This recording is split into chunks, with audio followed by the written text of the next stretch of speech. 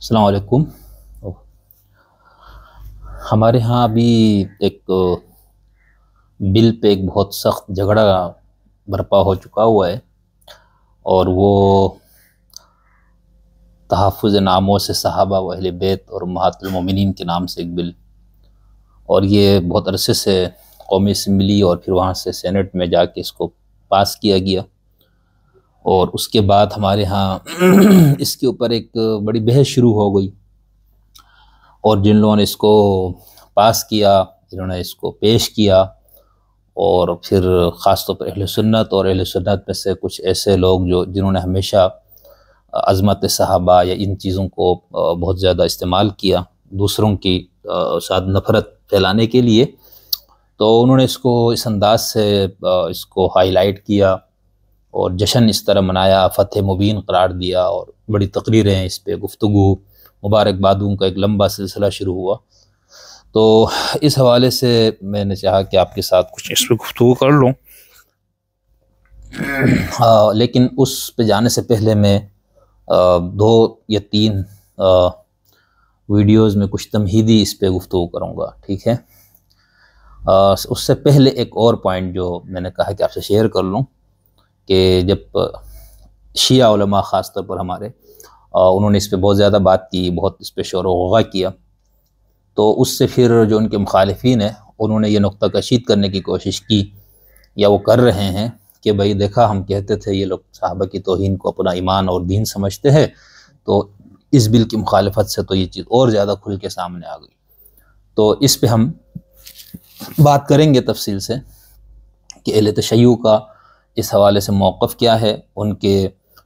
اپنا مسلک میں صحابہ اور صحابیت کے حوالے سے وہ کیا موقف رکھتے ہیں، اور سنیوں کا تصور صحابہ کیا ہے، اس حوالے سے ان کا کیا موقف ہے، اور پھر کیا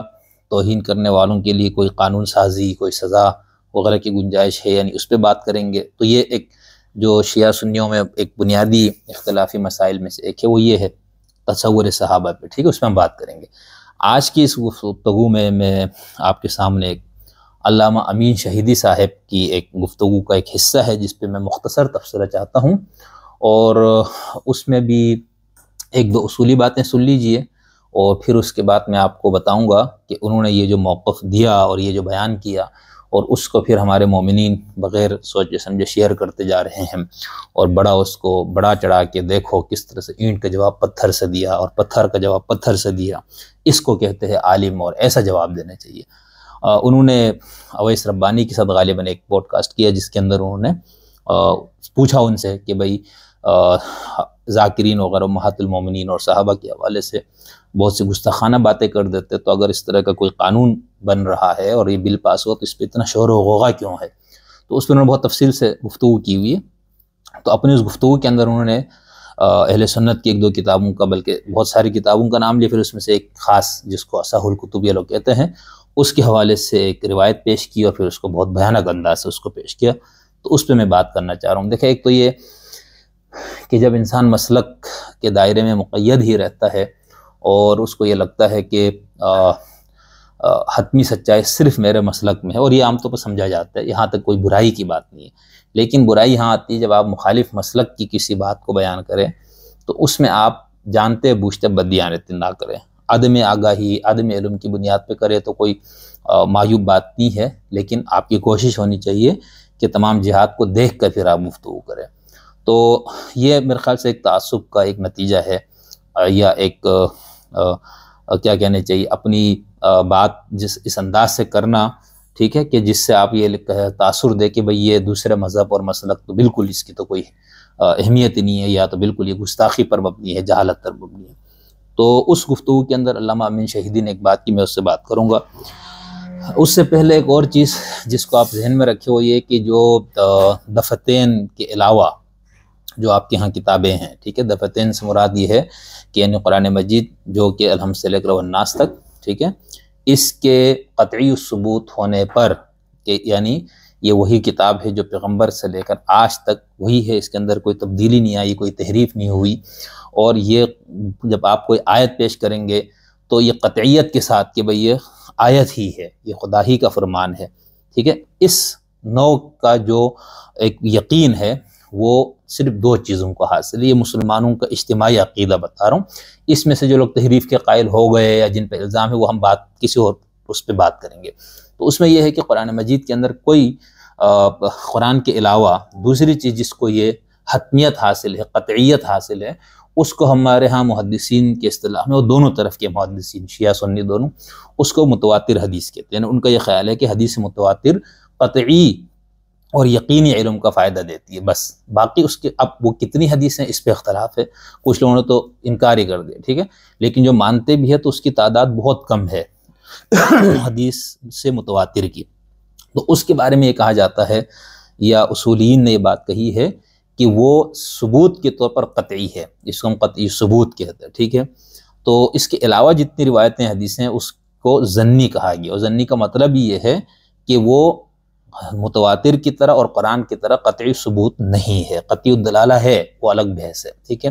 تو یہاں تک یہ بات ایک تو ذہن میں رکھے، یہ شیعوں کی تمام حدیث کی کتابوں پر بھی یہی اصول لاگو ہوتا ہے اور اہل سنت کے، لیکن اہل سنت کے ہاں ایک مسئلہ یہ ہوا کہ ان میں سے اکثریت نے، اور پھر خاص طور پر ہمارے سلفیوں نے اس کو بہت تشدد کے ساتھ، انتہائی سختی کے ساتھ اس کو بتایا، بیان کیا کہ بھئی بخاری شریف جو ہے وہ شروع سے لے کر آخر تک بالکل صحیح ہے، اس کے اندر کوئی ضعیف، موضوع اور کمزور حدیث ہے ہی نہیں، ٹھیک ہے۔ اب اس بنیاد پہ جب آپ بات کریں گے تو کوئی ایسی روایتیں آئیں گی تو پھر آپ کو قبول کرنا ہوگا، ٹھیک ہے، آپ اس کی توجیحات دیں یا آپ اس کی صفائی دیں، جو وہ آپ کا کام ہے، ٹھیک ہے۔ تو ایک تو یہ اصولی بات ذہن میں رکھے۔ اب امین شہیدی صاحب سے جب یہ سوال پوچھا ربانی صاحب نے، اویس ربانی نے، کہ بھئی آپ کے ہاں اتنی مخالفت ہے تو اس کا مطلب ہے کہ جو ذاکرین وغیرہ تو یہ کام کرتے ہیں تو آپ اس لیے اس کی مخالفت کر رہے ہیں، تو اس پر انہوں نے پہلے تو یہ بتایا شہیدی صاحب نے کہ نہیں، صحابہ کے اندر تو شراب پینے والے بھی تھے، بدکاری والے بھی تھے اور چوری کرنے والے، انہوں نے کچھ اسے مثالیں دی۔ اچھا، اس میں ہم تصور صحابی پہ جب بات کریں گے تو وہاں بات کریں گے کہ بھئی جن صحابہ نے یہ کام کیا اپنی زندگی میں، یا جو ثابت شدہ ہے روایت کی اور حدیث کی اور تاریخی کتابوں میں ہے، تو اہل سنت اس کو کیا سمجھتے، ٹھیک ہے، اس میں ہم بات کریں گے۔ اس کے بعد پھر انہوں نے یہ بتایا کہ اب اگر کوئی شخص ان چیزوں کو بیان کرے تو آپ اس پہ توہین کا مقدمہ چلائیں گے اور اس کو جیل میں بند کرا دیں گے، یہ ساری باتیں، ٹھیک ہے۔ پھر انہوں نے امام بخاری اور مسلم کا جو اہل سنت کی جو مشہور صحاح ستہ میں سے جو پہلی دو کتابیں ان کا حوالہ دیا، اور پھر انہوں نے ایک بات کہی جو آپ نے غور سے سننی ہے۔ انہوں نے یہ کہا کہ جتنی توہین رسول اللہ صلی اللہ علیہ وسلم کی، اللہ کی، امہات المومنین کی، سابقہ انبیاء کی، صحابہ کی، اہل بیت کی، بخاری مسلم میں موجود ہے، دنیا کے کسی کتاب میں نہیں ہے، ٹھیک ہے۔ ایک تو یہ مبالغہ آرائی ہوئی۔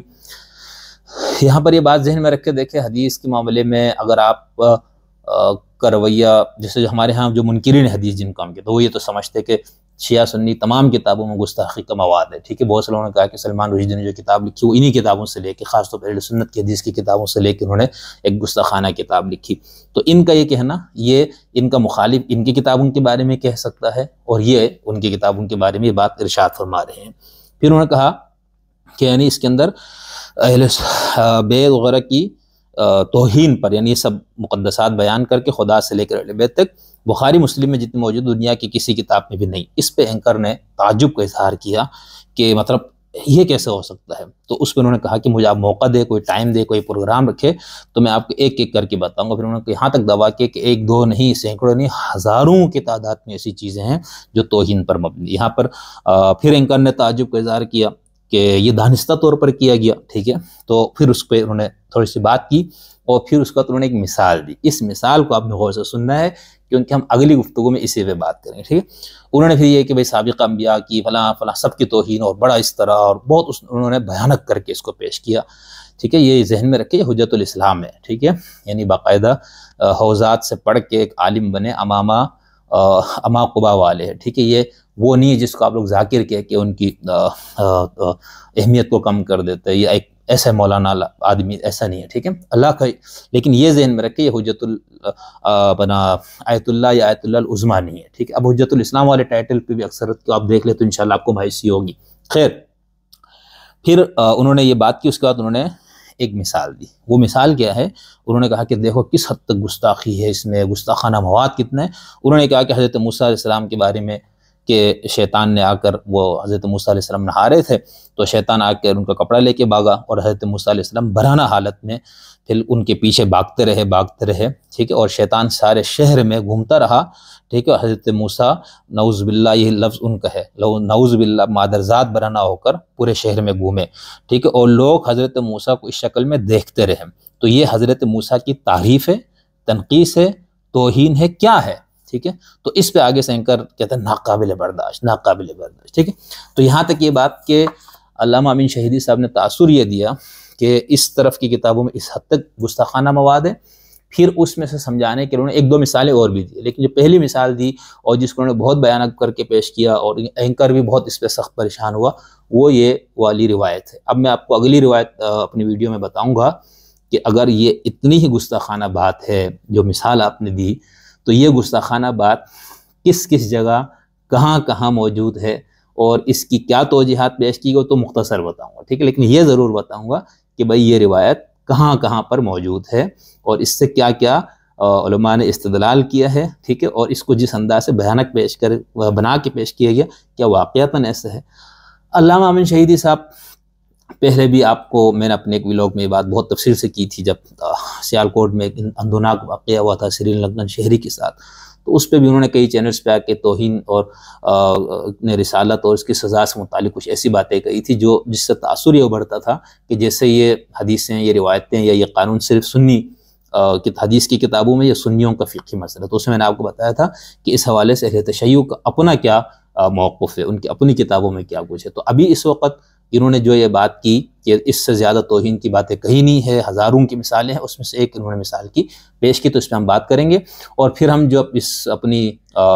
گفتگو کو 8 10 یا 5 6 ویڈیوز کی شکل میں ہم آپ کے سامنے رکھیں گے، جس کے اندر بل کی بنیاد، اس کے اوپر اہل تشیع کے بنیادی اعتراضات، اور اس سے سنی لوگ اور خاص طور سنیوں سے متشدد طبقہ ہے وہ کس طرح سے اس کو شیعوں کے خلاف استعمال کرنے کی کوشش کر رہا ہے، اس پہ ہم بات کریں گے، اور پھر خود تصور صحابی کے بارے میں یا صحابہ کسے کہا جاتا ہے، صحابی کی تعریف کیا ہے، شیعوں کا تصور صحابہ کیا ہے، سنیوں کا، ان سب پہ انشاءاللہ ہم بہت تفصیل سے گفتگو کریں گے۔